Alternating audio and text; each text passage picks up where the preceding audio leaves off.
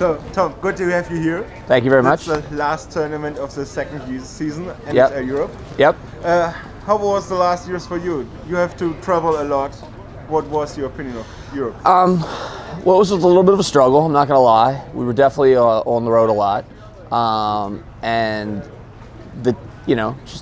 it's different to do business in Europe. I mean, everybody warned us about that and said Europe is different. So we think we've learned a lot, and it's been fun. We've gone to some neat locations. I mean, everybody can probably see here, we've had a little bit of rain here.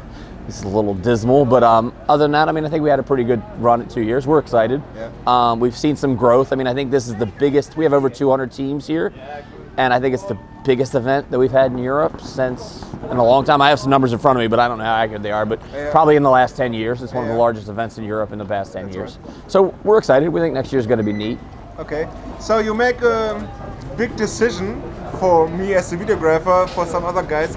You change the rules in the Pro Division for 2020. So we didn't really just change the rules in the Pro. Yes, we did it for the Pro Division. So basically what we've done was we're creating a conference system. Yeah. So we're going to create a European conference and an American conference. And so we're not allowing the teams in the Pro Division to play in both conferences with their same players. So, and I'll use Russian Legion as an example. I think they're electing to play the American conference next year.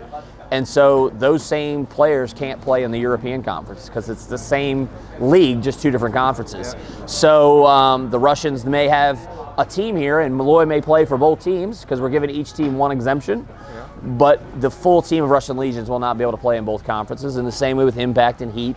So it's really affecting like the Golden State Warriors, Houston Heat, and Edmonton Impact, and also a lot of the teams that have been bringing in 3 or 4 Americans. They'll now only be able to bring in one team.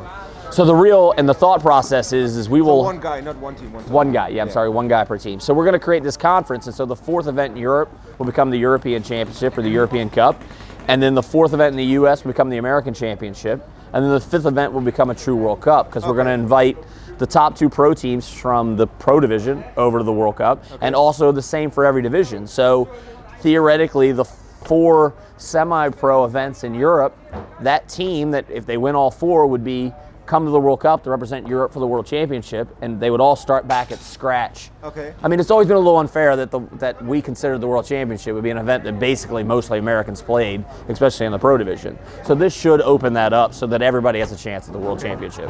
How is it, does the same system goes down to our lower divisions? Same system will go down to all the lower divisions. So if you're playing D4 and you play the 4 events in Europe, and you win the final event, you become the European champion in D4, and then you can go to the World Cup, and you will have 4 events versus seed points.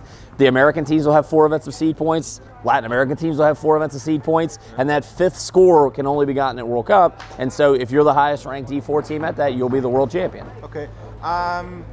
What's for me interesting, I see a lot of lower division teams from the States come with their family to play in Europe. Yes. Will this stop? Is it possible that a team who plays 2 games in the States and 1 in Europe, or is it? No, you're gonna have to play per division. That's an interesting idea. I haven't really thought of that, to be honest. We'll look at that. That's interesting. We are trying to keep the conferences without all the traveling in them, right? One of the biggest expenses everybody has in tournament paintball, upper level tournament paintball, is the travel of expenses, cost of expenses, or cost of travel. So I'm trying to keep it on the same tier, right? And it makes it tough when you have Americans come in, or a team from out of conference that may be a tougher conference, and come and play an easier conference. It's a challenge for those local teams. So we're trying to keep that to a minimum. Okay, and the other step, this season there was UPBF makes championships for women, for veterans, for U19s.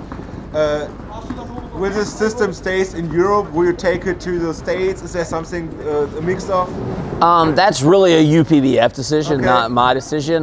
They really kind of control that. I mean, we did ask that they would combine all the women's, the kids, and the veterans into this event because we felt like it would help the European thing. But in the end, the UPBF makes their own decisions. We're just one member of the UPBF. So we're not looking to bring it. I mean, I think it's probably going to be here for a while. Okay, that's good. Yeah. I love it. It was a big event this time. It was a very big event. I thought it was really neat. You know what I mean? We're excited. We're going to try and do something similar in the United States where we try and get more kids and women playing. But yes, Europe's years ahead of us in this process. So yeah.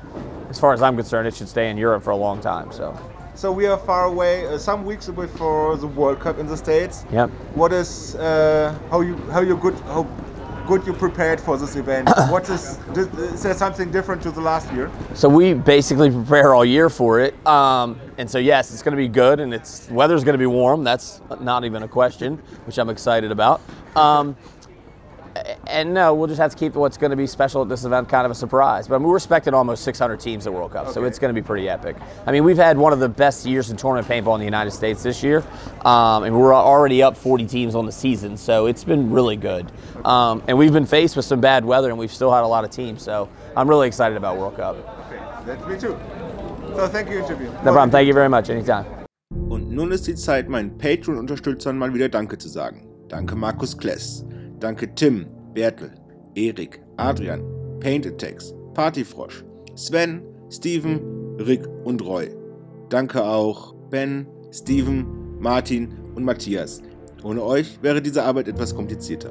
Wenn auch ihr mich unterstützen wollt, dann geht doch mal auf www.patreon.com/paintballchannel. Dort findet ihr viele Möglichkeiten, mich etwas zu unterstützen. Und falls euch dieses Video gefallen hat, wir haben noch jede Menge mehr auf unserem YouTube-Kanal. Bis dahin, ciao und tschüss, euer Kress.